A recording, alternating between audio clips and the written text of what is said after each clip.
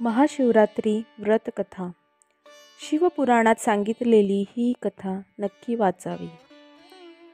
प्राचीन काळात एक शिकारी होता. जनावरांची हत्या करून तो आपल्या कुटुंबाचे पालनपोषण करीत असे. तो सावकाराचा कर्जदार होता. त्याने त्याचे कर्ज वेळेवर चुकविले नव्हते. त्यामुळे संतापून सावकाराने शिकारीला शिवमठात कैदी बनवले. योगायोगाने त्याच दिवशी शिवरात्र होती. शिकारी ध्यानमग्न होऊन शिवा संबंधित धार्मिक गोष्टी ऐकत राहिला. चतुर्थीला त्याने शिवरात्रीची कथाही ऐकली. सायंकाळी सावकाराने त्याला जवळ बोलावून कर्ज फेडण्याविषयी विचारले. शिकारी दुसऱ्या दिवशी सर्व कर्ज फेडेन असं वचन देऊन कैदेतून निघून गेला. आपल्या दिनचर्येप्रमाणे तो जंगलात शिकारीसाठी निघाला. पण दिवसभर कैदेत राहिल्यामुळे तो तहान भुकेने व्याकुळ झाला. शिकार करण्यासाठी तो तलावाकाठच्या बेलपत्राच्या झाडावर मचाण बांधू लागला. बेलवृक्षाच्या खाली बेलपत्रांनी झाकले गेलेले शिवलिंग होते. शिकाऱ्याला मात्र हे माहीत नव्हते.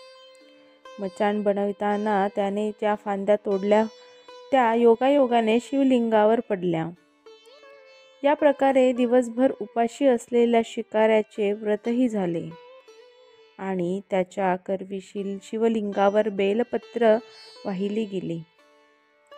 एका प्रहारानंतर एक गर्भिणी हरिणी तलावावर पाणी पिण्यासाठी पोहोचली. शिकाऱ्याने आपल्या धनुष्याने तिच्यावर नेम साधला. तोच तितक्यात ती हरिणी बोलली, "मी गर्भिणी आहे. तू एकाच वेळी या दोन जीवांची हत्या करशील, हे योग्य नाही. मी आपल्या पिलाला जन्म देऊन लवकरच तुझ्या समोर येईल, तेव्हा तू मला मार." शिकाऱ्याने धनुष्य बाजूला ठेवले आणि हरिणी झाडाआड लुप्त झाली. काही वेळाने दुसरी हरिणी तेथून निघाली. शिकाऱ्याचा आनंद पारावर उरला नाही. त्याने तिच्यावर नेम साधला. हे बघून त्या हरिणीने त्याला सांगितले, "हे पारधी, मी एक कामातुर विरहिणी आहे. आपल्या पियेच्या शोधात भटकत आहे. मी माझ्या पतीला भेटून लवकरच तुझ्या जवळ येईल." शिकारीने तिलाही जाऊ दिले. दोनदा शिकार हातातून गेल्यामुळे तो चिंतित झाला. तेवढ्यात एक हरिणी आपल्या पिलासोबत तेथून निघाली. शिकाऱ्याला जणू सुवर्ण संधीच मिळाली. त्याने धनुष्याला बाण लावला आणि बाण सोडणार तेवढ्यात ती हरिणी बोलली, "हे पारधी, मी माझ्या पिलाला त्याच्या वडिलांकडे सोडून लगेच येते. यावेळी तू मला मारू नकोस." शिकारी हसला आणि म्हणाला, "समोर आलेली शिकार सोडून द्यायला मी काही मूर्ख नाही. याआधी मी दोनदा शिकार गमावली आहे. माझी मुले तहान भुकेने व्याकुळ झाले असतील." उत्तरादाखल हरिणी म्हणाली, "जशी तुला आपल्या मुलांची काळजी वाटते आहे तशीच मलाही वाटत आहे. त्यामुळे मी फक्त काही काळ तुझ्याकडून जीवदान मागत आहे.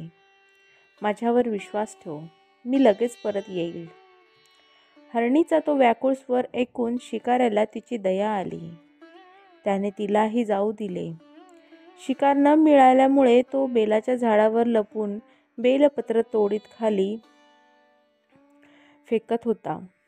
काही वेळाने एक धष्टपुष्ट मृग त्या रस्त्यावरून जात होता. आता या मृगाची नक्कीच शिकार करावी असा विचार केला. पण त्याच्यावर नेम धरला असता मृग दीनवाण्या स्वरात म्हणाला, "हे पारधी, जर तू माझ्या आधी 3 हरिणींना मारले असेल तर मला मारण्यातही वेळ करू नकोस. म्हणजे त्यांच्या वियोगात मला एकही क्षणाचे दुःख सहन करावे लागणार नाही. मी त्यांचा पती आहे आणि जर तू त्यांना जीवदान दिले असशील तर मला काही क्षणासाठी जीवदान देण्याची कृपा कर. मी त्यांना भेटून तुझ्यासमोर हजर होईल." मृगाचे बोलणे ऐकून शिकाऱ्याच्या डोळ्यासमोरून संपूर्ण रात्रीची घटना चक्र आले. त्याने सर्व कथा मृगाला ऐकवली. तेव्हा मृगाने सांगितले, "माझ्या 3ही पत्नी तेथून येथून वचनबद्ध होऊन गेल्या आहेत. मात्र त्या माझ्या मृत्यूनंतर आपल्या धर्माचे पालन करू शकणार नाही. त्यामुळे तू मला आता जाऊ दे. मी त्यांच्या समवेत तुझ्यासमोर हजर होतो.